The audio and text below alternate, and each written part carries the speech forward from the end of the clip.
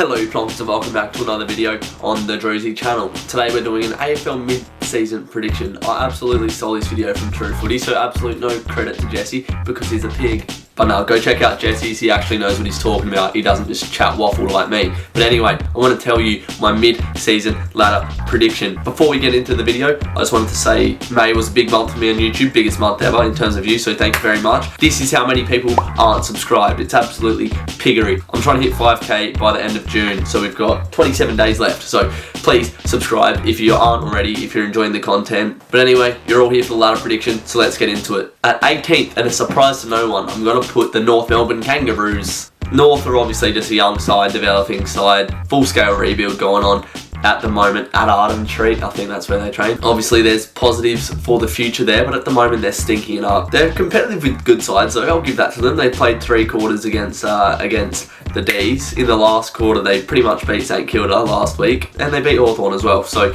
you know, they're not an absolute terrible side. Like, you don't watch them and want to stab your eyeballs out because obviously they don't have all of the elite level talent there yet, but you know, they've got good players. They'll be climbing the ladder in a couple of years. Obviously a long way off the mark at the moment, but yeah, this season they're probably going to finish on the bottom of the ladder. Second last, I'm going to put Hawthorn. Now what's happened here? Because I think Hawthorn still do have like a decent core. Obviously you can't have all the stars just carry the load of the team, but the Hawks still have an okay-ish list. I like their young talent in the forward line, Brockman and Kajitsky. I think they'll both be good players. They've got a good midfield as well. Tommy Mitchell and Warple running around. Jager O'Meara is having the best season of his career, but it's just not working out at Hawthorn at the moment. They should stick with Clarko.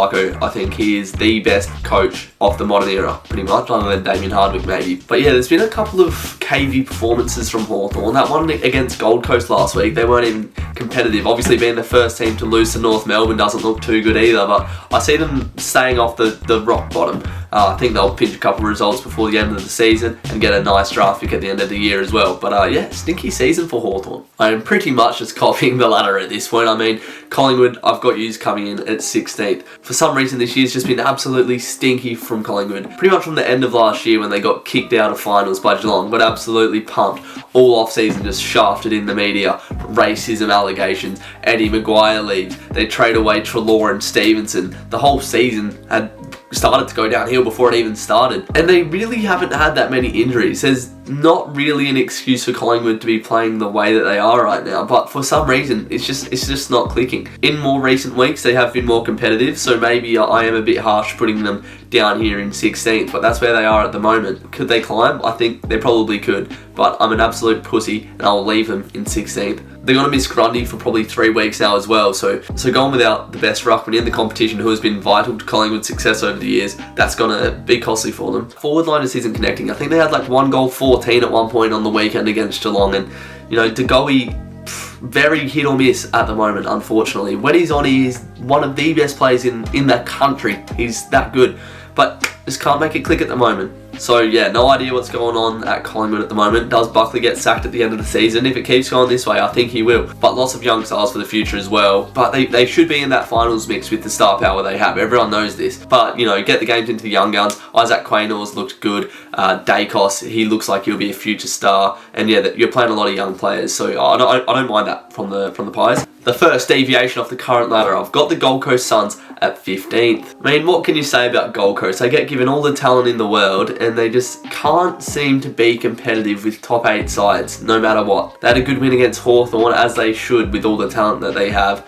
And I think they will be a good side in a few years, but still developing young Gold Coast. Benny King looks good, Rankin looks good. Their forward line had a field day against Hawthorn, so that's promising signs as well. Easy to say that they're missing Matt Rowell as well, obviously one of the best young stars in the competition, but what can I even say about Gold Coast, to be honest? You're finishing in 15th this season, Gold Coast. Sorry to your fans. I've done a switcheroo of the current ladder, so in 14th I've put Adelaide, so they're currently in 15th, and it's been a good season for the Crows. Who would have thought the Wooden Spooners would have rose so quick? Being led by Rory Sloane, one of the best captains in the competition. When you have a player that can lead by the example that Rory Sloane can, your team's bloody boundless by nothing, mate. He's such a passionate player, and for all those young players looking up to him, just to follow that example, you can't go wrong. Going from the wooden spoon to beating a grand finalist side in Geelong, beating the top of the table Melbourne. It's unreal. It's been an unreal season for Adelaide, and obviously they're still such a young side, the old cliche, but even last week competing with Richmond, they're not that far off the mark in terms of being competitive. I think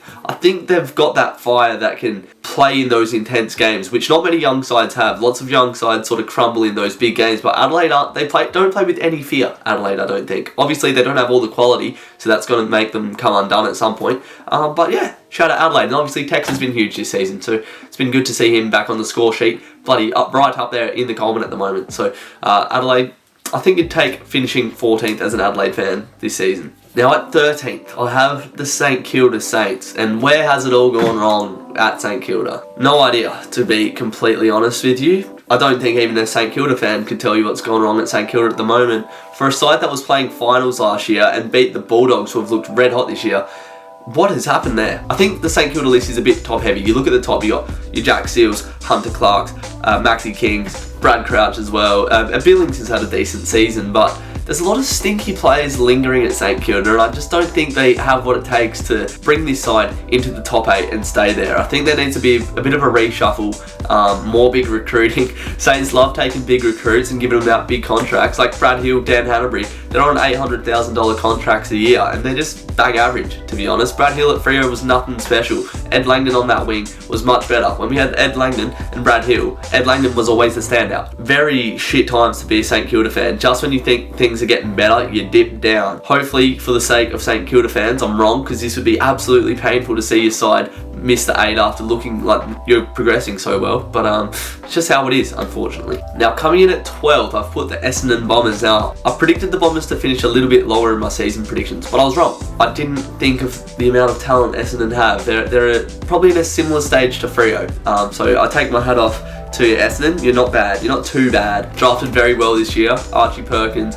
and Nick Cox have looked unreal. Nick Hind, what a pickup he's been. He's probably an All-Australian contention. He's been that good. McDonald Tipperwood, he's been playing unreal this year. I think he's top 10 in the Coleman, so great. Probably one of the best small forwards in the business at the moment. Had a big win over here in the West last week against the Eagles, to my absolute delight. Jake Stringer and Cale Hooker just absolutely firing up and scaring those Eagles defenders into their little kennels, the Dogs. And here we finally see Darcy Parish fire up in season 2021. He'd be right up there probably at the moment for the brownlow. I don't think he'll win it, but definitely All-Australian contention from young Darcy Parish. Gets played in the guts, and it comes to fruition for him. Ball magnet this season, finding the ball. Dreamtime at Optus this week for the Dons against Richmond. I'm going to that game. I haven't actually watched too much of Essendon, to be honest. I'm keen to watch them with a close eye and see where they're at in their development. From all accounts, so far this season, they've been decent. Not many sides can beat West Coast on their own turf, so big ups to Essendon.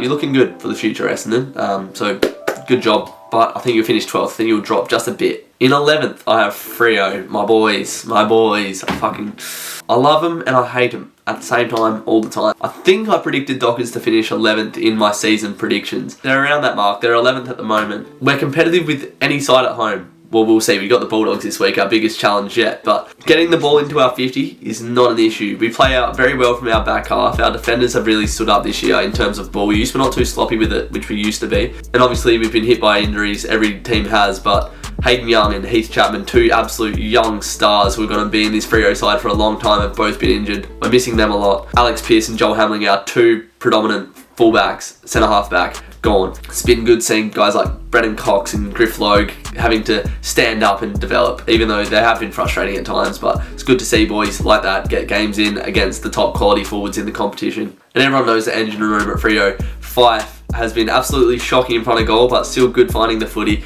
Andy Brayshaw, he's got a lot more composure this season on the ball, not just getting the clearances, he's picking out targets as well. Caleb Saron, rising star, he's just continued to improve. Adam Chera, just come back from injury, but he's doing well. And David Mundy, the young man, he's having the best season of his career, which is absolutely unbelievable. But yeah, probably Freo are about where everyone expected them to be. Our forward line is still a massive issue. Guys like Roy Lobb just far too inconsistent. And there's still players in this team that I'm not a fan of. I'm not going to dox them.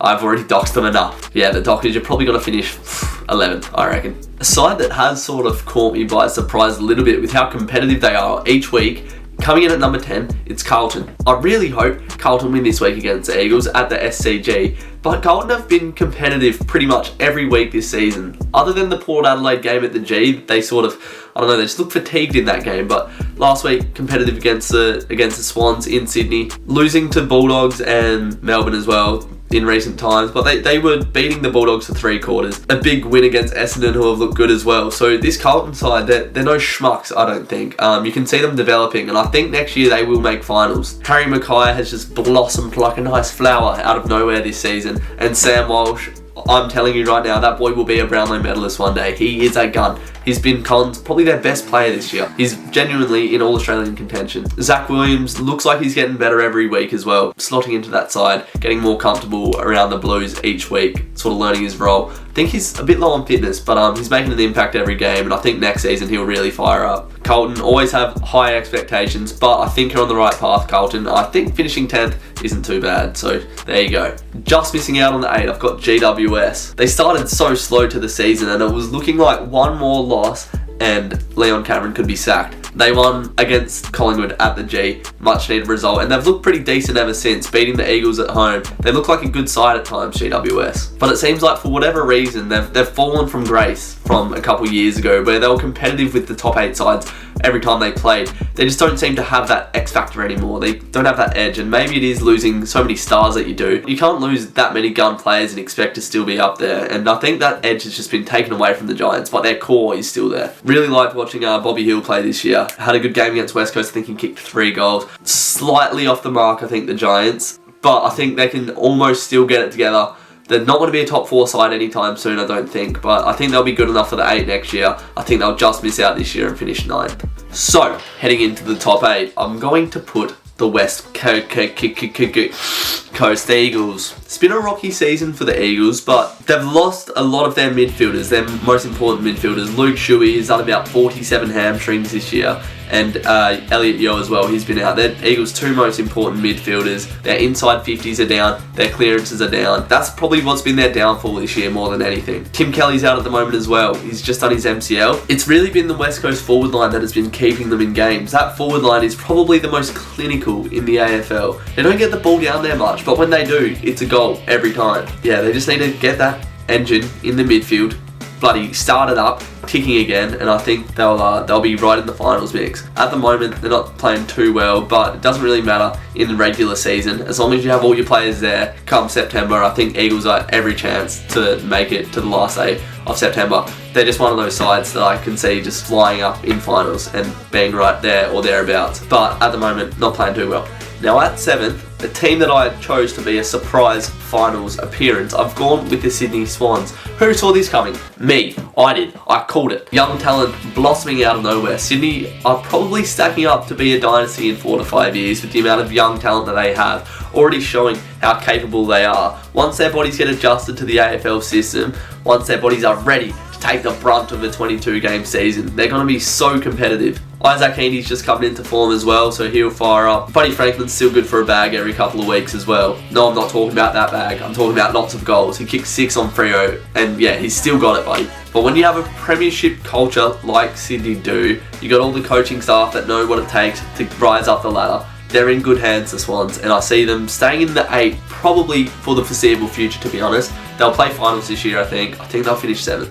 At 6th, I've got the grand finalists, Geelong. Geelong is such a weird side, I can't get a read on them. That's why I've put them in 6th. I don't think they'll make the top 4, just because they have these games where they just look terrible. Like, a grand final side should not be scraping wins past Collingwood. They look terrible against Brisbane at home, and then they smash Richmond out of nowhere. Absolutely hammer West Coast at home. Lose to Adelaide away, like, I don't know, they look real bad. That loss against Sydney, they had all the opportunities to win that game, they just didn't. So I think Geelong are very, very good or just shit. It's not sustainable during the season. As long as they are there in September, again, they're one of those sides that can just win it from any position. I've really liked seeing Jeremy Cameron there. I think he's fit in very well. All of their pickups, to be fair. Isaac Smith's played really well too. Cam Guthrie is probably Geelong's best player this season. But I don't know, I just don't have faith in Geelong to get a string of wins together at the moment. And for that reason, they're going to finish in 6th, in my opinion. Coming in at 5th, I've got the Richmond Tigers. So obviously they're 8th at the moment,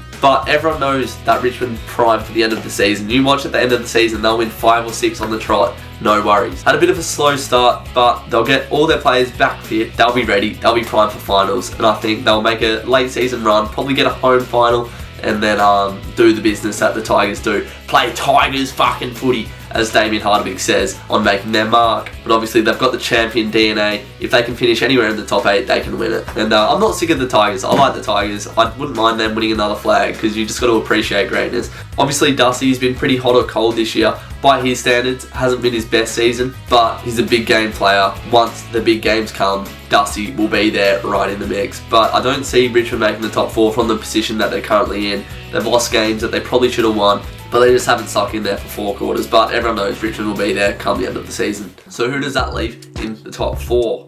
Port Adelaide, I reckon, will be the 4th side. Their recruiting this season has been second to none. That means they're first. Literally and Orazio have just slotted in like bloody, I don't know, like a DVD disc in like a DVD tray or something like that. Just nice little snug fit. You hop on the half back line and Orazio, you just fucking run wherever you want and snag goals, mate. Top-notch analysis. They're really missing butters, I think. Cole Amon has been a great breakout star for Port Adelaide this season. He got 16 touches in a quarter against Freo. Big fan of Mitch Georgiades and the Big Dick. He's a big man. He's always going to have an impact on any game, so he's been really good this season as well. Everyone knows what Port can bring. Another side that can win the flag, I think. And yeah, I think I'll chuck them in at 4th. Now at 3rd, I've got the Brisbane Lions. It's starting to click for Brisbane. You know, it has been for a few seasons, but they're winning big games now in very strong fashion, I would say. Beating Richmond at home, a game where Richmond were there. Like, that was prime time Richmond. You could see the intensity that they brought that game, and the Lions just replied with goals. It was an unreal game to watch, and it was a real finals preview to see what the Lions are made of. Without Lockie Neal and Cam Rayner as well, 2 of their inside mids who have been important to them over the years. Maybe not so much Rayner, but definitely Neal. You've had players like Zorko stand up, Hugh McCluggage having the season of his career as well. So much star power down forward. Joe Danaher, he's slotted in well. Eric Kipwood's having a decent year. Charlie Cameron and Mitch Robinson, he's still out and about. He's still kicking goals and getting 20 touches a game. So shout out to Robbo. But yeah, Brisbane are going to be right in the mix this year, and I love the Lions. So I'll chuck the Brisbane Lions in at 3rd. Now at 2nd, I'm going to put the Western Bulldogs, the most stacked midfield in the competition. I think they can beat any team on their day, to be honest, the Bulldogs, except Melbourne, because they just lost to Melbourne. They didn't have Dunkley in that game against Melbourne, so he was a big miss. But this team plays football against other teams like it's a training drill. I mean, that game against St Kilda, it's win by 111 points. You're running training drills at that point. Against North Melbourne, the players weren't even there. The Bulldogs just play in a different dimension. To beat teams like that, like it's nothing. I mean, you don't see it often. Teams winning by 100 points multiple times in a season. This team is special. And Josh Bruce, he's had a good season as well. But I think if they just had an elite forward, it would just make this side go from a 9 out of 10 to a 10 out of 10. Bulldogs, they'll win a flag in the next few years, but this year I think they'll finish 2nd. Which leaves the Melbourne Demons to finish on the top of the ladder. And what a team this is. I mean, for a side who wasn't in the top 8 last year, for their system to click and just go straight to the top, to just walk past Geelong, walk past Richmond, walk past the Bulldogs. I mean, this has been a special season for all Melbourne fans involved. They finished 17th a couple years ago, but I bet if you ask any Melbourne fan what they think about finishing 17th 2 years ago, they'd give you a big smile and a pat on the back and say, we got Lukey Jackson, Cosy Pickett and Trent Rivers, 3 players that are vital to this side already. And their midfield is just orgasmic. Clayton Oliver, I'm going to put him down for my Brownlow medal favourite as well. So bang, there you go. Who's going to win the Brownlow? I reckon Clayton Oliver, because he's just getting the ball for fun, kicking ridiculous goals as well. He's getting 30 touches in his sleep, that bloke. He just finds it so easily. Christian Petrarca is an absolute ball. My favourite player in the competition to watch.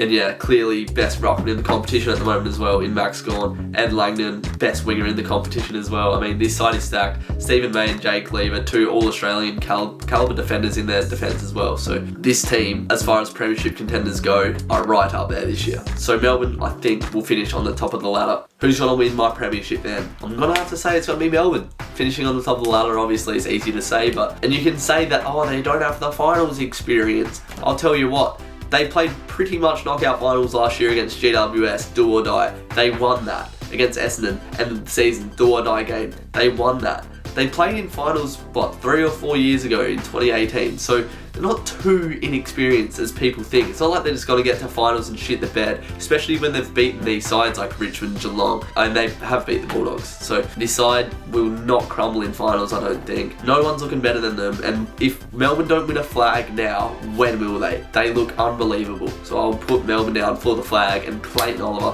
for the brownlow. And who's going to win the Coleman? I reckon it could be Josh Bruce or Harry Mackay. I think it'll be between them two. I'll lock in Josh Bruce just because the Dogs get the ball down their forward line so fucking often.